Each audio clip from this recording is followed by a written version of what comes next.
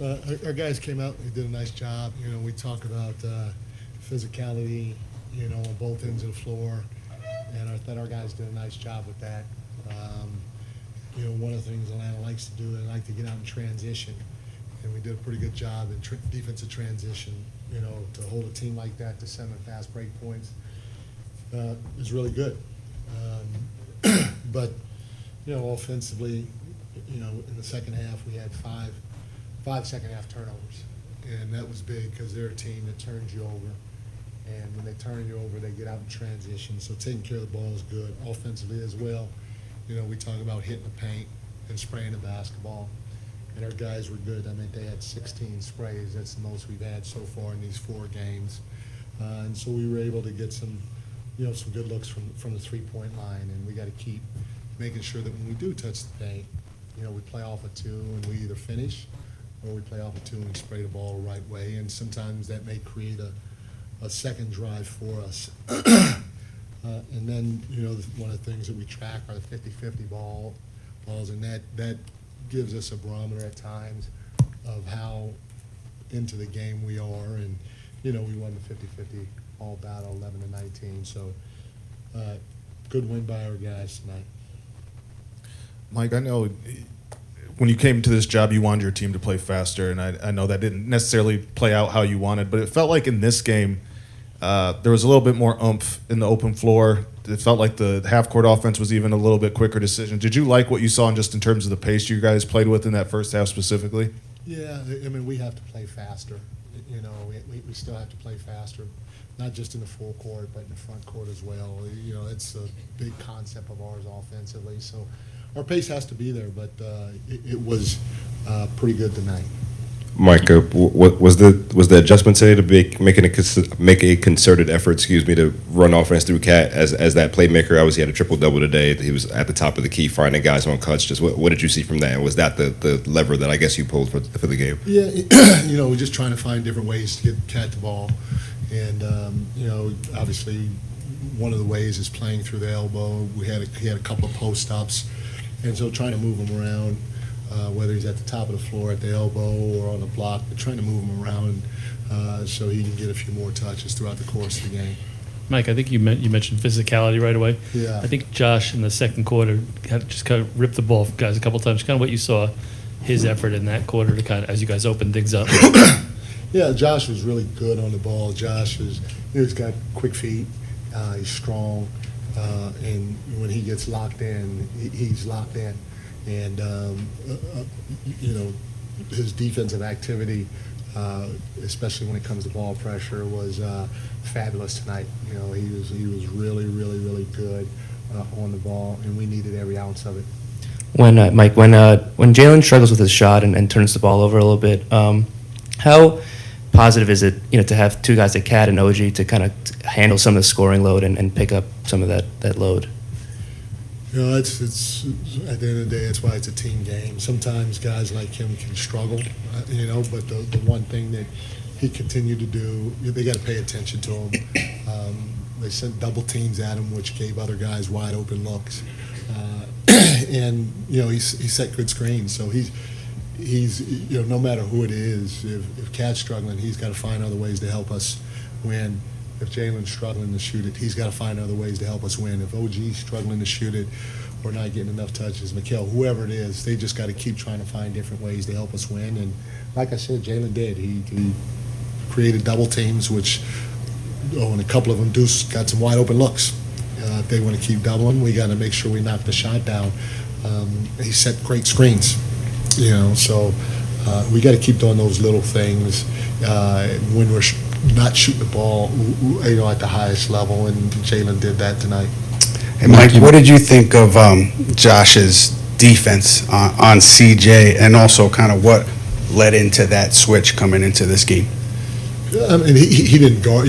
Josh guarded Jalen Johnson some too. So we just wanted to move Josh around. But Josh his ball pressure is good. Like I said, he's strong. He's got pretty good feet. He's got long arms, and he locks into the ball, and so he's able to get some deflections without fouling because of his long arms. And CJ's a handful. So we just got to keep trying to find ways to show him different looks, which means different guys have to guard him at different times.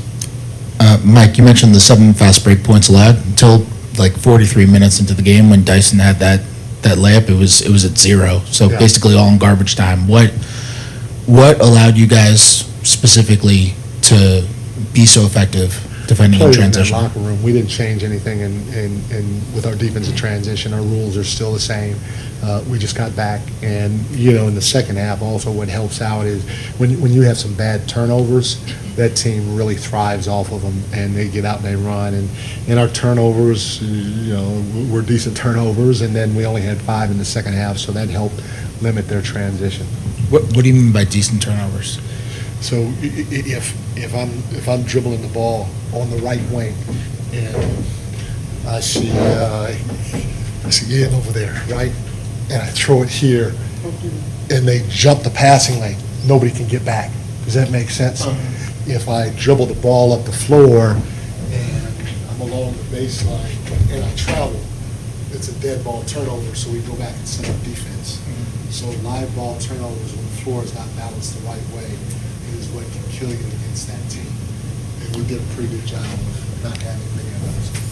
Mike, might not show up in the stat sheet, but Alvarado was energy was very infectious tonight. Can you talk about his impact for the team and on the team? Well, he was huge, and then he hit 2 big threes. He's the guy that they're going to leave open, and he works very hard on his three-point shooting, and he took the right shots tonight. And then defensively, he tried to be a pest. And so, what he did out on the floor for us gave us a huge lift, especially when Jalen was out. And Mike, was the plan like from the bat, just we're going to go through Cat? Sorry. Oh, I'm sorry, Steph. We're going to go through Cat, or was it seeing what they were doing with Jalen and doubling him and stuff like that? Like, why that adjustment? Where did that come from? So we just switched our early offense up, and with us switching our early offense up the way we did, it happened to fall into his hands quite a bit. So I'll explain to you off the record one of these times, but like we didn't. Our early offense is still equal opportunity, but it gives us the way we switched it up gives us a better chance to get to our second action, if that makes sense to a certain degree. Okay. All right. Mike, you kept the starting lineup intact. I mean, what did you see from that unit? And McHale sat again most of the second half. I guess what went into that decision as well. We've won a lot of games with the starting group, and so I didn't want to panic and just change anything. I mean, obviously we changed some stuff strategy-wise, but I didn't want to change anything with the starting group because I didn't feel a need to. And then, at the end of the day, I just felt that Deuce had it rolling, and they were going to double Jalen, and when they did, Deuce hit some big threes, and so if a guy has it rolling, he may have a chance to stay out on the floor. That's all that was. Mike, you had a couple of offensive possessions where all 5 guys touched the ball. In the laboratory of your mind, is that what your ideal is for when this team is really humming? Yes, and the first thing we want to do, we want to play with pace. Or just conceptually, what is beautiful to me is when you play with pace, you have great spacing.